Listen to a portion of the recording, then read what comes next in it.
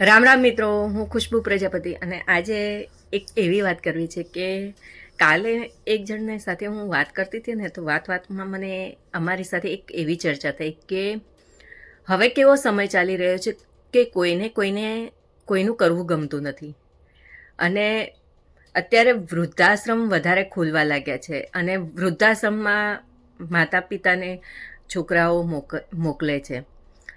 તો તે માટે મને એક વિચાર આવ્યો કે વૃદ્ધાશ્રમમાં અત્યારે જે માતા પિતાને જવું પડે છે ને તેમને વધારે તકલીફ થાય છે, દુઃખદાયી લાગે છે. કારણ કે જ્યારે એ લોકોએ પોતાના સંતાનને જન્મ આપ્યો હશે ને તો એ સમયે એ લોકો એવું વિચારીને છોકરાઓનું મોટા કર્યા કે પાલન પોષણ કર્યું હશે કે કાલ ઉઠીને અમે જ્યારે અમારા હાથ પગ ચાલવાના બંધ થઈ જાય, અમારા શરીર અશક્ત થઈ જાય ત્યારે અમારા બાળકો અમને રાખે અને અમારી સેવા કરે.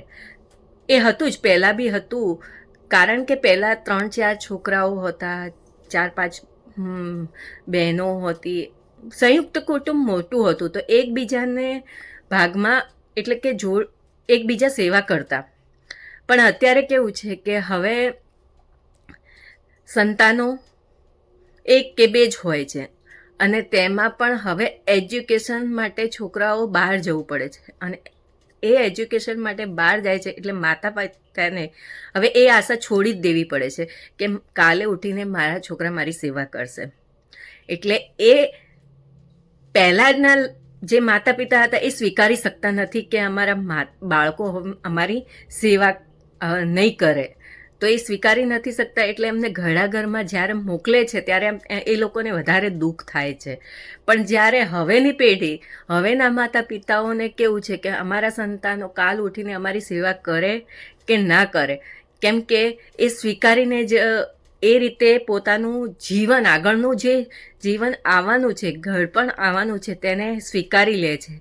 એટલે કદાચ કાલ ઉઠીને એ લોકોને ઓછી તકલીફ થશે કે અમારે કઈ રીતે ઉંમર જ્યારે અશક્ત થઈ જઈએ અમે તો કેવી રીતે વ્યતીત કરશું.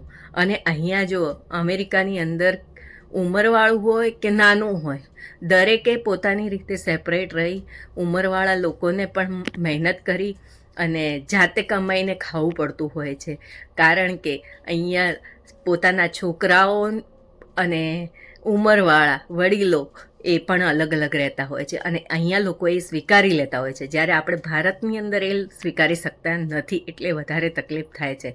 તો તમારું શું કહેવું છે કે હવેની પેઢીને એ દુઃખ થશે કે મને મારા સંતાનો રાખતા નથી? તો કમેન્ટ કરજો. ધન્યવાદ.